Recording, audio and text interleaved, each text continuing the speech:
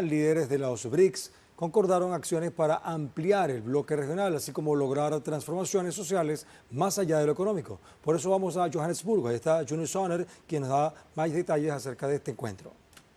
¿Qué tal?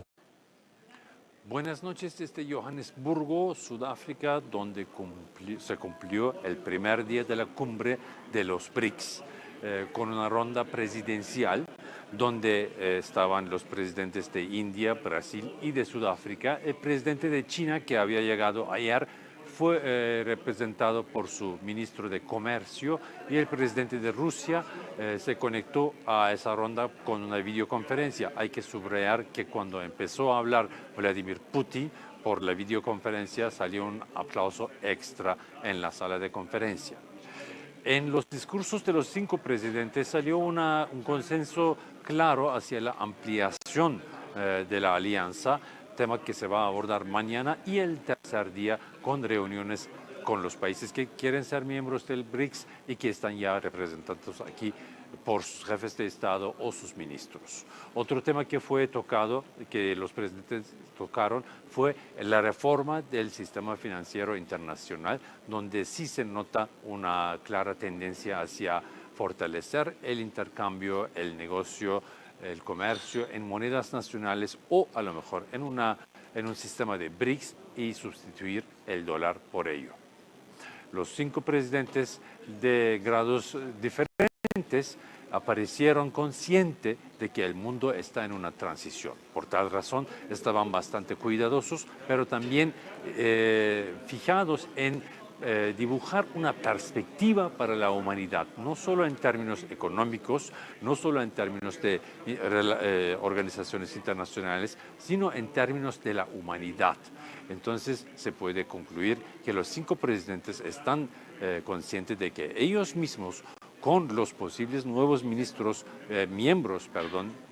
que tendrá la alianza, van a llevar el mundo a una nueva etapa en la historia de la humanidad. Yunus Sonner, Telesur, Johannesburgo. Gracias, Yunus.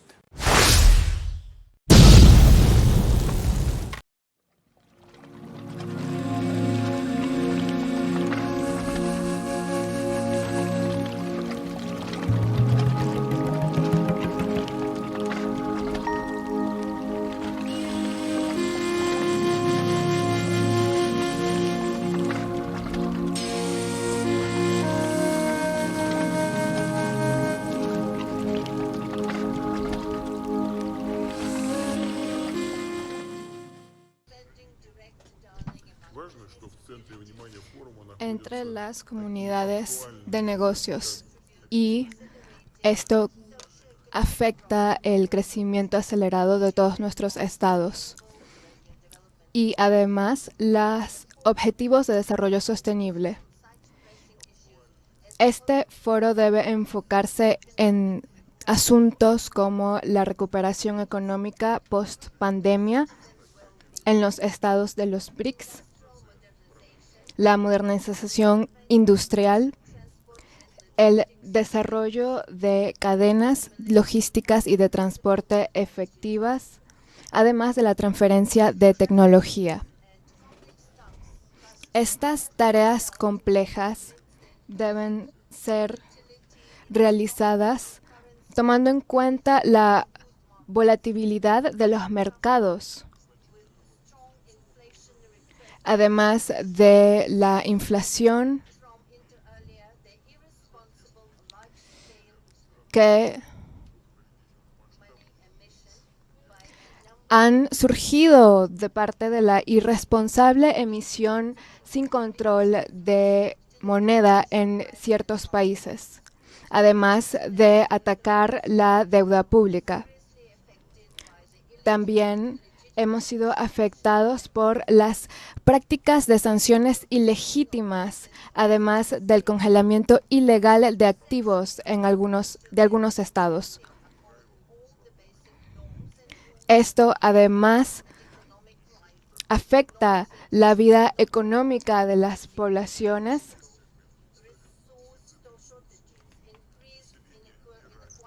y aumenta las desigualdades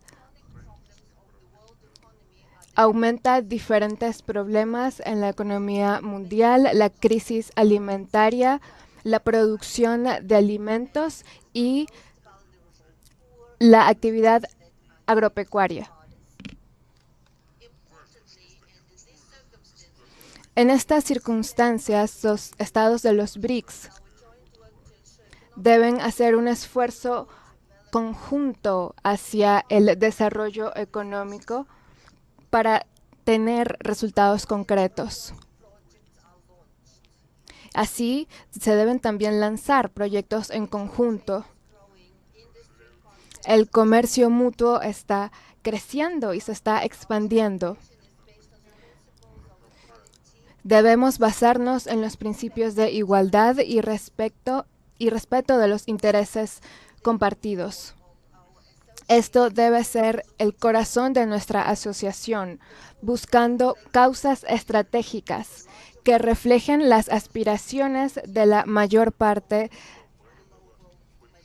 de la comunidad internacional. Los datos hablan por sí mismos. Durante la última década, la inversión mutua en los estados de los BRICS se ha multiplicado. La inversión en la economía global se ha duplicado y las exportaciones totales han aumentado dentro del panorama de las exportaciones globales. Estamos hablando de un aumento del 4.5% y estamos hablando de más de 200.000 millones de dólares.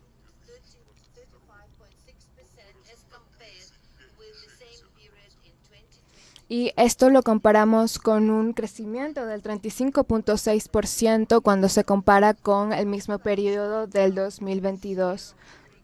También me gustaría resaltar que tenemos una población de más de 7.000 millones de personas, que es más del 36% del PIB mundial. Y esto supera al G7 en términos de poder adquisitivo, con un crecimiento del 30% para el 2023. Cuando hablamos de la importancia de no enfocarnos en la dolarización de nuestras economías, debemos buscar otros mecanismos para no depender del dólar estadounidense. El año pasado hablábamos de una dependencia del 28.7%. Esta cumbre debe discutir en detalles todos los asuntos relacionados con la transición a una moneda internacional que pueda ser implementada en nuestras 5 naciones.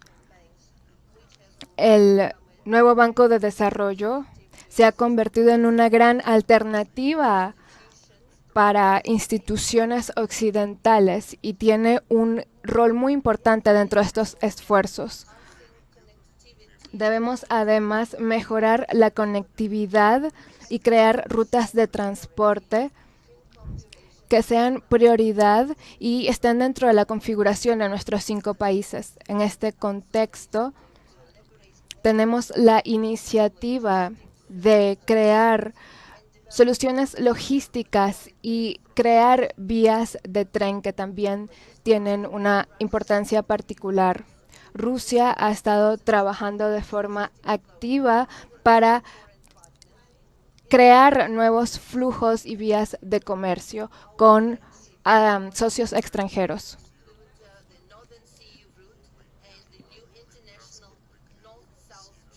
Con esto estaríamos hablando de crear un nuevo corredor internacional norte-sur que busca encontrar una vía mucho más corta para el comercio y poder enlazar nuestras industrias y producción agropecuaria.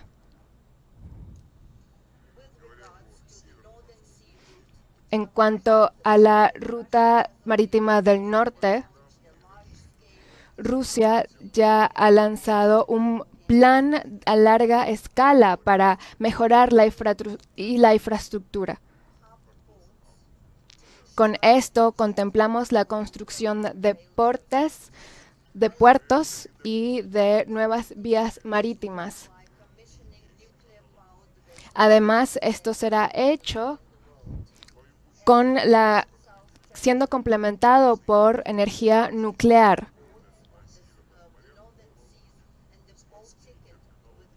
Además, tendremos nuevos puertos en la área balcánica y en el norte. Esto además va a mejorar el comercio entre Eurasia y países africanos. Esto también tiene el objetivo de expandir el comercio industrial en nuevas áreas.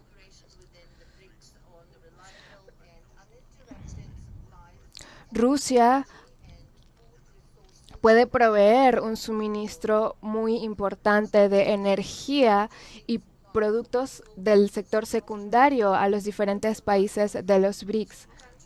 Esto también incluye fertilizantes para la industria agropecuaria del sur global. Además, puede contribuir a la seguridad energética en esta zona. Esto es fundamental para erradicar la pobreza en los países que lo necesiten.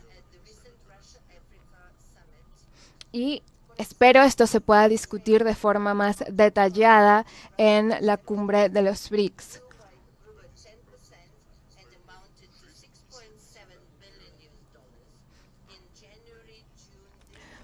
Para entre enero y junio de este año, tuvimos un crecimiento récord del 60%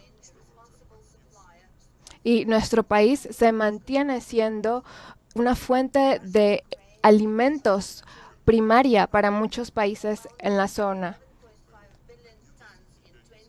Estamos hablando de 11.000 millones de toneladas de productos alimentarios para el 2023. Esto a pesar de las sanciones ilegales que se nos han impuesto y que han afectado la cadena de producción alimentaria, además de la logística del transporte de estos productos.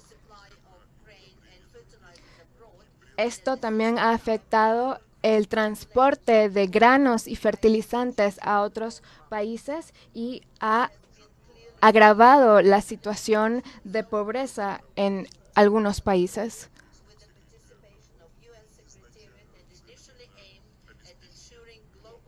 Estos esfuerzos los hemos hecho para intentar mejorar la seguridad alimentaria en los países más pobres.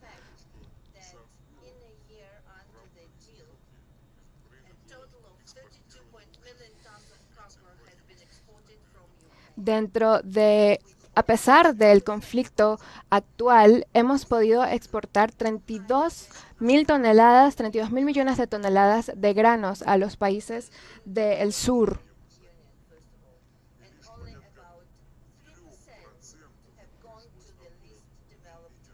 Y alrededor del 30% ha ido a los países menos desarrollados.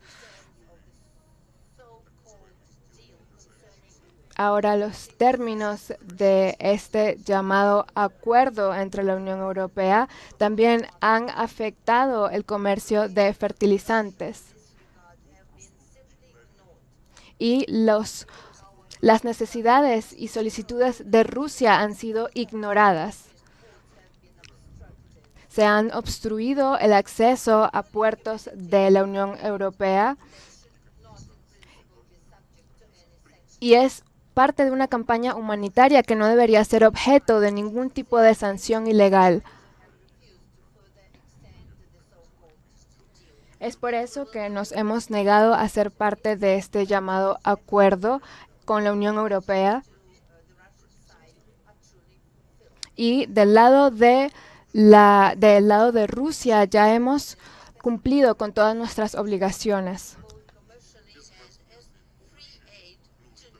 en lo que tiene que ver con el comercio y la ayuda humanitaria a otros países, que se espera además mejore su situación este año.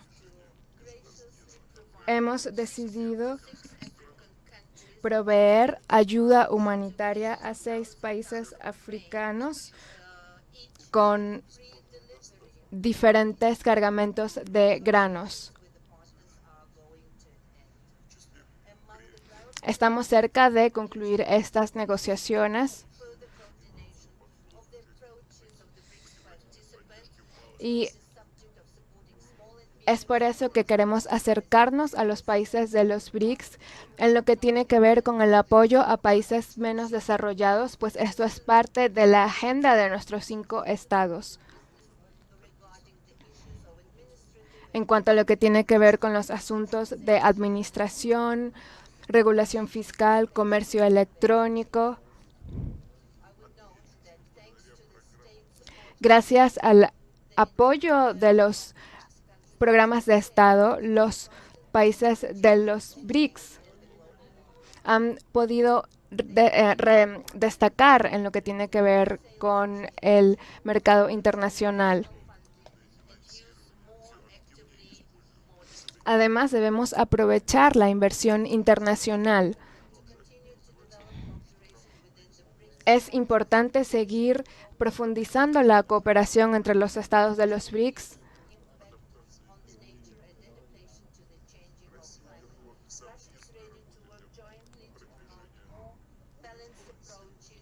Rusia espera que se haga un acercamiento mucho más balanceado en lo que tiene que ver con el cambio climático y el desarrollo sostenible. Esperamos poder alcanzar las metas para la economía rusa antes del año 2060 en todo lo que tiene que ver con la mejora de la infraestructura para acceder a energías limpias y la conservación medioambiental. Las limitaciones y las oportunidades que nos dan las metas de desarrollo sostenible pueden ser aprovechadas con energías renovables y la disminución de las emisiones de dióxido de carbono. Debemos tener una cooperación y asociación multifacética para asegurar un crecimiento sostenido en nuestros estados y además tener unas economías saludables y poder alcanzar las metas y objetivos de desarrollo sostenible establecidas por las Naciones Unidas para erradicar la pobreza, mejorar los sistemas de salud y asegurar o garantizar la seguridad alimentaria. El Foro de Negocios de los BRICS continuará trabajando para mejorar las comunicaciones con los emprendedores y grandes dueños de negocios de los BRICS. También me gustaría invitar a los representantes de negocios que se acerquen al Foro Económico Ruso,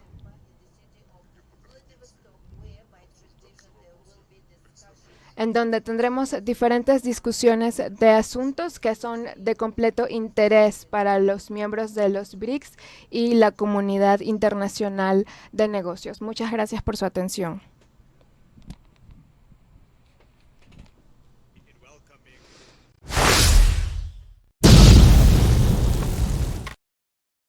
Entramos con el análisis. Para ello nos acompaña César Villaona, es economista, profesor universitario, nos acompaña desde San Salvador. Profesor, bienvenido. Muy buenas noches. ¿Cómo está? Buenas noches. Gracias por la invitación. A usted muchas gracias. Hemos visto hoy puntos de agenda centrales que marcan, si lo revisamos en una perspectiva geopolítica, un cambio en las instancias que Occidente ha manejado siempre, como es el sistema financiero, después de la Segunda Guerra Mundial, toda esta estructura que se crea y que maneja sobre todo el primero Estados Unidos. Así que lo que estamos observando es un cambio de correlación en este sentido. ¿Hasta dónde puede, cree usted, avanzar los BRICS en este desafío que tiene por delante? Yo creo que en esa cumbre del BRIC se podría llegar a un acuerdo de comercializar sin dólares entre las naciones que integran ese bloque económico, comercial, político. De hecho, eso se va a discutir, porque habían dos ideas, una era crear una moneda del BRIC y otra era la comercialización sin dólar. Creo que es más viable lo segundo, la comercialización. Esos países conforman el bloque más grande del mundo económico. Tienen más producción que Estados Unidos y más producción que Europa, que la Unión Europea. Hay algunos datos que son importantes mencionar. Estados Unidos tiene el 24% de la producción planetaria y el BRIC tiene el 25%. Solo China ya anda por el 19% de la producción mundial. Pero también tienen 4 de las primeras 15 economías del mundo. La segunda, que es China, y la quinta, que es la India, que pronto va a superar a Alemania. Se va a colocar en cuarto lugar. Tiene las economías que más crecen. China va a crecer más de 5 este año, la India más de 6. Tienen el 45% de la población mundial y la mitad del territorio. Es un peso fuerte. Y a nivel de exportación, tienen el país más exportador del mundo, que no es Estados Unidos, es China desde el año 2007, con el 15% del total mundial. Estados Unidos tiene el 10%. Y ya como BRIC superan el 20%. Son economías que tienen el 45% de las reservas mundiales de divisas. Petróleo, abundante petróleo, carbón, minerales, producción de alimentos, economía complementaria, en fin. Es un poder superior a la Unión Europea. Bueno, solo China produce más que la Unión Europea, el Producto Interno Bruto chino, para no hablar del BRIC. De manera que el gran rival de Estados Unidos no es Europa. Europa no es un continente que pueda, con el euro, imponerlo a nivel mundial, porque va de salida. Ya China lo superó y el BRIC lo supera por mucho. Entonces, creo que ese es un paso que pueden dar. De hecho, ya hay muchísimas acciones de comercio internacional sin dólar. China está comercializando con Rusia desde hace tiempo sin dólar. La moneda china se usa en el sudeste asiático. Hay comercio de China, incluso con Argentina. La moneda china ya está en el Banco Central de Argentina, como moneda de reserva. Con Brasil hay comercio. En fin, ahí se está fraguando un golpe muy fuerte, sobre todo a Estados Unidos, pero también a Europa. Si se da ese paso, el proceso de desdolarización se va a acelerar. Es que, profesor, ese es un tema central porque Estados Unidos en gran medida ha sustentado su poder en que es el país que emite dólares sin ningún control, tanto para el consumo interno como para su política exterior financiera. Así que allí no se sabe realmente la Reserva Federal de Estados Unidos cuánto produce a diario, cuánto se emite, porque ellos tienen la potestad de hacerlo. Pero además, permítame preguntarle algo que también seguramente será central. Usted nos entregaba las cifras de cómo se van configurando todas estas potencias que hacen parte de los BRICS. El presidente de India, Narendra Modi, por ejemplo, decía que su país va a crecer rápidamente de una manera exponencial en los próximos años y presentaba también las cifras. ¿Cuánto deben, en términos de deuda externa, estos países, a diferencia de Estados Unidos, con la enorme deuda externa que tienen? Pero son deudas pequeñas, la de estos países. Rusia tiene una deuda muy pequeña y tienen altas reservas en dólares. China es un país fundamentalmente acreedor. Estados Unidos le debe a China más de $1 billón. También le debe a Japón. Estados Unidos tiene la deuda externa más grande del mundo. La deuda pública más grande del mundo, incluso superior a su Producto Interno Bruto. Pero solo la externa es la más grande a nivel planetario, sin incluir la interna. Y le debe mucho dinero a Japón, le debe dinero incluso a Arabia Saudita. Es un país endeudado. China es acreedor y con muchas reservas en dólares. La India tiene más de $300.000 millones de reserva. Rusia tiene más de $500.000 millones, a pesar de que con las sanciones le arrebataron 300.000 millones que le usurparon, que tenía en dólares y lo tenía en cuentas en países europeos y fue confiscado, como lo hicieron a Libia. Brasil tiene altas reservas monetarias. Entonces, estos no son países que tengan problemas de deuda. El país endeudado es Estados Unidos y tiene un lujo que tú señalabas, que es que emite una moneda que en el mundo se acepta. Y eso le permite financiar su déficit fiscal de 700.000 millones de dólares ocasionado por un gasto militar, más o menos por ese monto, porque tiene el 35% del gasto militar del mundo. Y ese dinero no le genera problema interno, no circula, no presiona internamente, porque se va al sistema financiero y se le presta a los importadores y sale al exterior, y del exterior Estados Unidos se lleva el petróleo de Venezuela, el petróleo de Ecuador, el petróleo de Arabia Saudita o cualquier producto del exterior, minerales. Hoy no importa tanto petróleo, ha logrado cierto autoabastecimiento con el petróleo de esquisto, pero un país que es el mayor importador del mundo, con el 15%. Vende por $1 y compra por $1 con 80 centavos, con un déficit enorme comercial, pues claro, miles de millones, lo puse en micro. Entonces lo financia con una emisión, se da ese lujo. Si le dicen que ya el dólar no es la moneda mundial o pierde terreno, no va a poder seguir financiando su economía con importaciones pagadas por una emisión y tendrá que eliminar ese dinero inorgánico y eso le va a crear un tremendo problema interno, porque eso no va a implicar que no va a poder seguir importando en los niveles que lo hace. Vive por encima de sus medios. Es un país que trae del exterior una enorme cantidad de bienes de consumo, no puede competir con México, con Canadá, tiene déficit comercial con Europa, con Norteamérica, con Asia, es decir, todo eso financiado con un dólar que no le cuesta nada emitirlo. Entonces el gran riesgo que tiene Estados Unidos es que le digan, el dólar ya no es la moneda mundial. Eso no va a ser rápido, porque hay un combate mundial alrededor de ese tema. La guerra en Asia tiene que ver con esto, la guerra en Ucrania. Estados Unidos está combatiendo desde hace años para impedirlo, pero las tendencias económicas le son adversas, porque una moneda se impone cuando el país que la genera tiene el mayor peso en la producción y las exportaciones mundiales. No se le va a permitir, si ya no es el que más produce ni el que más exporte, que el dólar sea la moneda. Eso no responde a las leyes económicas, de manera que ese problema está cada día más cerca de resolverse, pero con un efecto muy fuerte en Estados Unidos, porque ese desplazamiento es muy grave.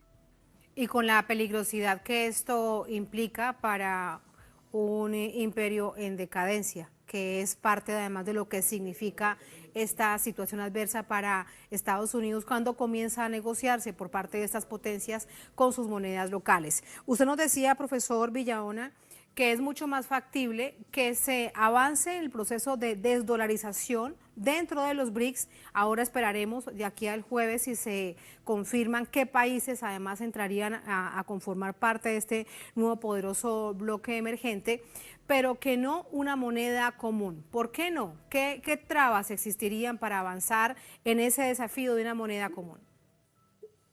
Tengo entendido que la posición de la India ha sido no dar un paso todavía tan fuerte, sino hacer el comercio interno sin dólar. Es más fácil, ya lo están haciendo muchos de esos países. Incluso Lula está planteando comercializar con Argentina con la moneda china.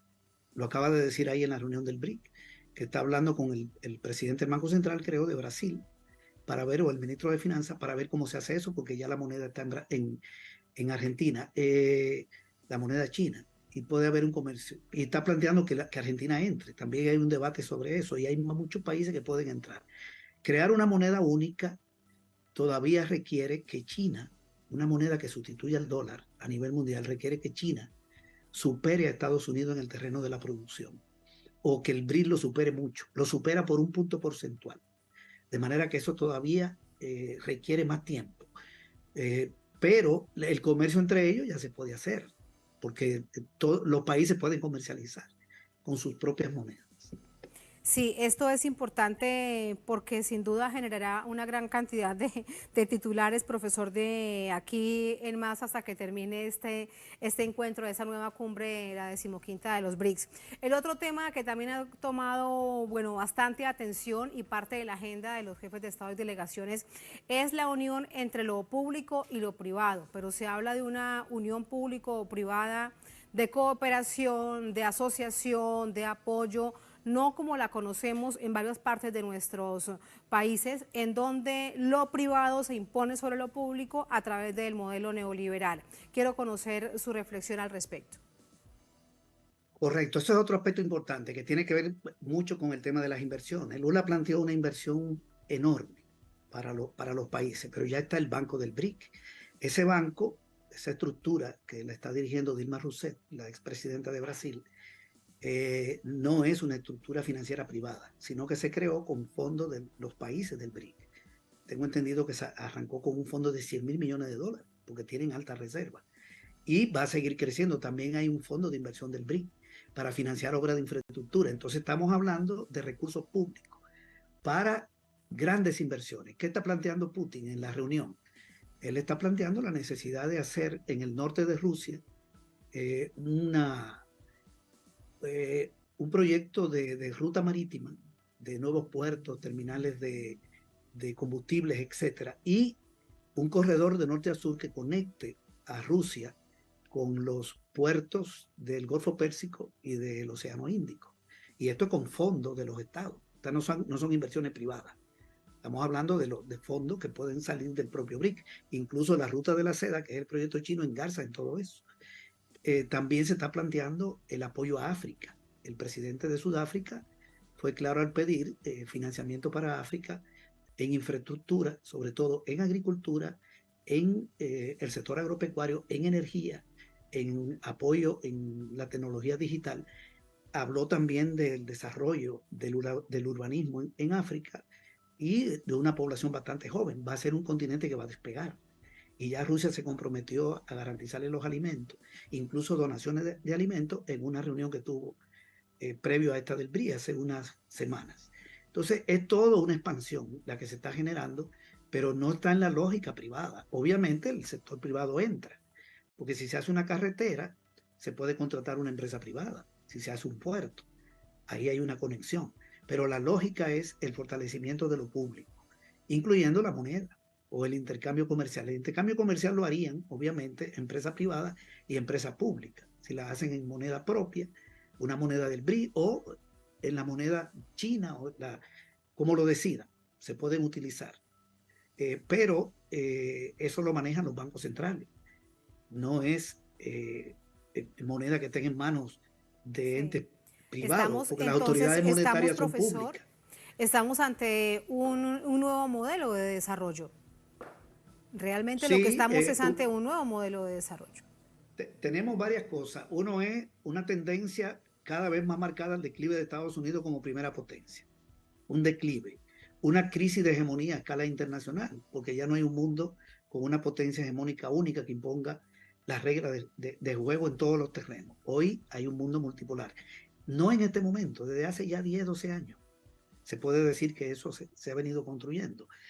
Y una tendencia de desplazamiento de Estados Unidos y de Europa. Europa ya está desplazada. La salida de Europa era la alianza con Asia, que era lo que quería Merkel, y la guerra lo ha impedido. Estados Unidos se metió ahí a impedir esa alianza, y ya ni siquiera el gasoducto va a entrar del Báltico. Ha puesto a pelear a Europa con Rusia y con China. Pero bien, eso es temporal, porque Europa no tiene posibilidades de expansión, sino es aliándose con Asia. El mundo en expansión es Asia. Y África, que ahora va a jugar un papel muy importante, un continente que tiene 1.300 millones de habitantes, tiene recursos, tiene posibilidades de desarrollo. Entonces hay que hacer toda esa conexión y América Latina tiene que entrar ahí, porque ahí para allá tiene que mirar Venezuela, para allá debe mirar Bolivia, para allá debe mirar México, Colombia. El mundo en expansión no es Europa. Europa es un continente de salida y Estados Unidos es un continente que está siendo desplazado, o perdón, un país que está siendo desplazado, pero que tiene un poderío militar demasiado grande y político, y eso genera mucho riesgo. Aunque uno no lo quiera, hay demasiado riesgo de conflicto, de invasiones, de guerra, guerras provocadas, agresiones, sabotaje a gobierno, progresista y de izquierda. Eso es lo que estamos viviendo, no de ahora, pero sigue avanzando. China se le está acercando a Estados Unidos en el terreno de la producción, el BRIC ya lo superó, y esto parece que tiene una tendencia poco difícil de impedir que se imponga esa sustitución. Vamos a ver qué pasa, porque al final las soluciones son políticas y también militares, entonces no se hace de manera sensible. Hay muchos riesgos. Muchísimas gracias por ese análisis, profesor Villahona. Buenas noches. Buenas noches, gracias a Muchas ustedes. gracias. Hasta luego.